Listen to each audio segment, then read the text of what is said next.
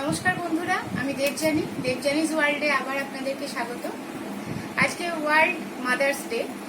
তো এই মাদার্স ডের জন্য একটা অন্যরকম ব্লগ আমি করছি। এতদিন আমার যতগুলো ব্লগ হয়েছে সমস্তই নাচের ওপরে।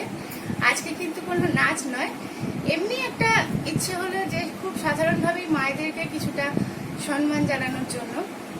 আসলে মা কথাটা এমন যে আমরা সেইভাবে তার ব্যাখ্যা দিতে পারবো না কখনোই। আমি নিজেও মা, আমি খুব রিসেন্ট মা হয়েছি, আমার একটা ছোট্ট পুচকি আছে। তো আমি আজকে সেই তার সাথেও আপনাদেরকে ইন্ট্রোডাকশন করব। কিন্তু আমি এর আগের ভিডিওতে সে আমাদের সাথে একটু অনুষ্ঠানে ছিল, আপনারা দেখেছেন। তবুও দেখুন, আজকে ভালো লাগবে। আর এরপরে একটা রেসিপি আছে, রেসিপিটাও আপনারা দেখবেন। ভালো লাগলে অবশ্যই লাইক করবেন, শেয়ার করবেন, কমেন্ট করবেন, সাবস্ক্রাইব করবেন দেবজানিস ওয়ার্ল্ড এই চ্যানেলটা। অবশ্যই অনেক ভালো ভালো ভিডিও পাবেন। গলা শুনতে পাচ্ছেন তো? এরপরে তাকে দেখবেন ভিডিওতে, খুব ভালো লাগবে। এই যে আমার মেয়ে ছোট্ট আরুষি, ওর ডাক নাম প্রাপ্তি। টাটা করো, টাটা টাটা টাটা করে দাও, টাটা করে দাও, টাটা করে দাও, টাটা করে দাও। মাথায় কি পরেছো? টাটা করে দাও, টাটা করে দাও, টাটা। আওয়া করে দাও তো, আওয়া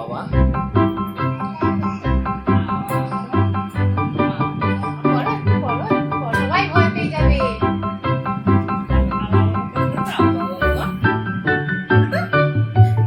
দেখো মা, এই যে দেখো।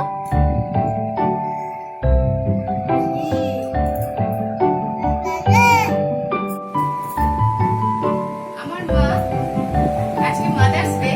আমি মাকেও পেয়েছি আমার কাছে, আর আমি মামনিকেও পেয়েছি। দুজনেই আমাকে একটু কম কম ভালোবাসে।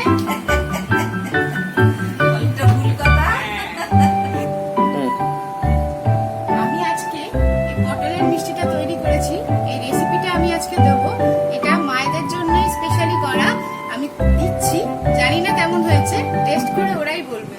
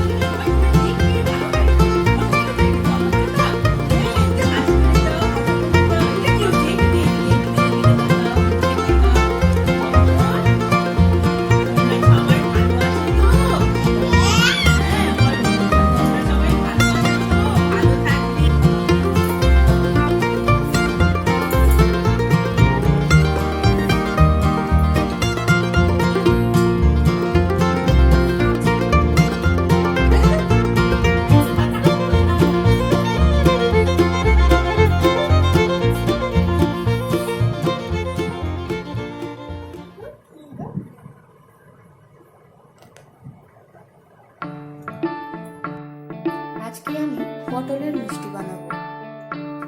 এর জন্য আমার লাগবে বাজার থেকে কিনে নিয়ে আসা ফ্রেশ পটল। সেটাকে ভালো করে ধুয়ে এইভাবে আমি খোসা ছাড়িয়ে ভেতর থেকে বীজগুলো বের করে পরিষ্কার করে ধুয়ে রেখেছি।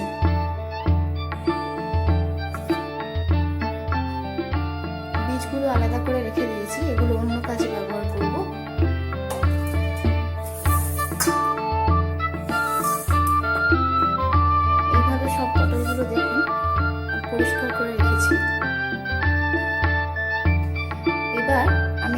পাত্রে গরম জল বসাবো।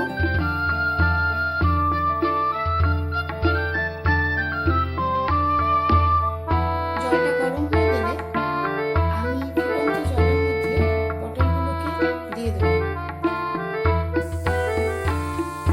দেখুন জলটা ফুটছে, এর মধ্যে এবার আমি একটা একটা করে সব পটলগুলো দিয়ে দেবো।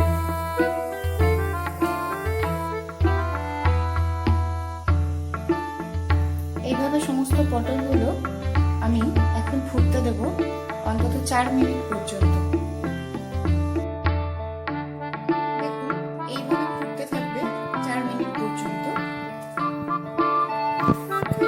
এদিকে আমার অন্য উপকরণগুলো দেখিয়ে নিই। সামান্য লাগছে কিছু কাজু, কাজুগুলোকে আমি ক্রাশ করে নিয়েছি। কটা এলাচ নিয়েছি আর চিনি নিয়েছি, তার কারণ চিনি দিয়ে আমাকে চিনির সিরাপ তৈরি করতে হবে। আর পটলের মধ্যে যে পুরটা দেওয়া হবে তার জন্য কাজু লাগছে, আর তার জন্য আমার মিল্ক কেক কেনা আছে, আমি দেখাচ্ছি কিভাবে তৈরি করব। আমার পটলগুলো সিদ্ধ হয়ে গেছে, আমি এইভাবে পটলগুলোকে জল থেকে তুলে জল ঝরানোর জন্য রেখেছি। এবার আমি এই পাত্রটাতে মিষ্টির রস তৈরি করব। চিনিটা এর মধ্যে দিয়ে দিলাম। যেহেতু পটলের মধ্যে মিষ্টি থাকবে, তাই আপনারা রসে কতটা পরিমাণ মিষ্টি দেবেন সেটা নিজেরা একটু ঠিক করে নেবেন।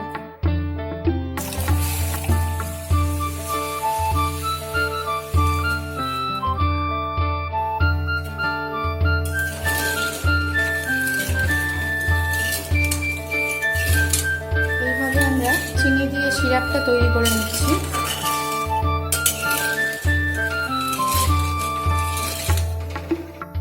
এর মধ্যে আমি এলাচগুলো দিয়ে দেবো যাতে একটা সুন্দর গন্ধ ওঠে। অনেকে এই সময় চিনি সিরাপের মধ্যে কিছুটা গ্রিন ফুড কালার দিয়ে তারপরে পটলগুলো এতে ফোটাতে পারেন, তাহলে পটলে একটা গ্রিন কালার আসবে। তবে এই মুহূর্তে আমার কাছে কালারটা নেই, আর আমরা খুব একটা পছন্দ করি না কালার দেওয়া, তাই আমি নর্মালভাবেই করলাম। দেখুন চিনির রসটা ফুটছে, এই সময় আমি পটলগুলো এর মধ্যে দিয়ে দেবো, দিয়ে আরও 10 মিনিট ভালো করে ফুটতে দেবো।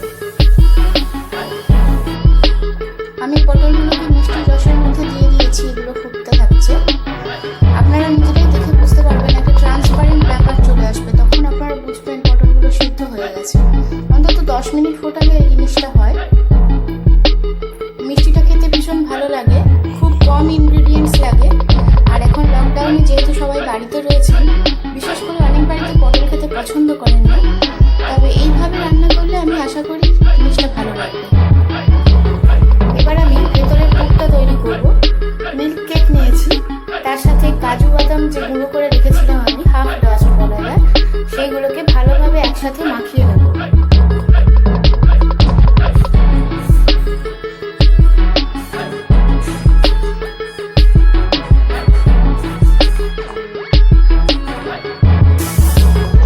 এইভাবে জিনিসটা করে নিয়েছি, দেখতে পাচ্ছেন। দেখুন পটলগুলোকে আমি মিষ্টির রস থেকে তুলে নিয়েছি, নিয়ে আমি একটুখানি এতে রসটা ঝরে যায় সেই জন্য একটা চুড়ির মধ্যে ছেঁকে নিয়েছি।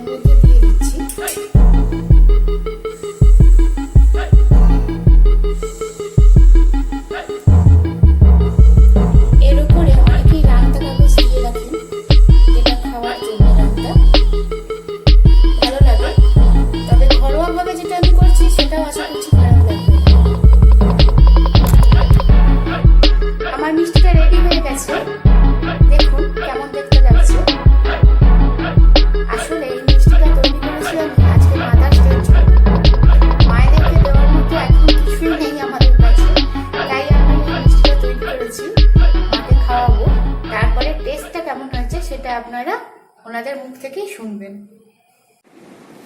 মায়েদের জন্য যে মিষ্টিটা বানিয়েছিলাম, মায়েরা বলছে সেটা নাকি ভালো হয়েছে, আমি জানি না, তাও তবে মায়েদের কথা তো বিশ্বাস করতেই হবে। সেই জন্য আজকে একটা ছোট্ট করে সেলিব্রেশন হলো। সেলিব্রেশন সেরকম কিছু নয়, তবে অবশ্যই আপনারা বাড়িতে এই মিষ্টিটা তৈরি করবেন আর খেয়ে বলবেন যে কেমন লাগলো। আজকের ব্লগটা এখানেই শেষ করছি। এর পরের ভিডিওর জন্য অপেক্ষা করবেন। ভালো থাকুন, ভালো রাখুন। ধন্যবাদ।